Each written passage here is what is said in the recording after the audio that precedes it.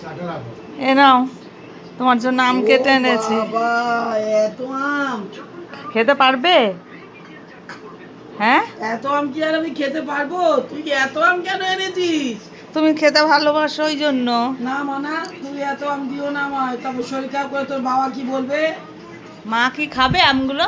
আম খাক, দু একটা খাক, খেলে ভালো। কেন ওনার তো একটুখানি আম খাওয়া বারণ আছে। ও, তা তোমরা সব নিজে নিয়ে নিয়ে খাও খাও। তুমি নাও, তুমি নাও, আচ্ছা আমি নিচ্ছি, তোমরা তুমি নাও নাও, না। তুমি একটু তোলো তোলো, তারপর বাটিতে দিচ্ছি, তুমি খাও। বন্ধুরা তো দেখবে তুমি আম খাচ্ছ কিনা, তারা বলবে মনে হয় শাশুড়িকে বন্ধুরা, দিলো আমি না। নিলাম, আমার বৌমা আমার মেয়ে তো না।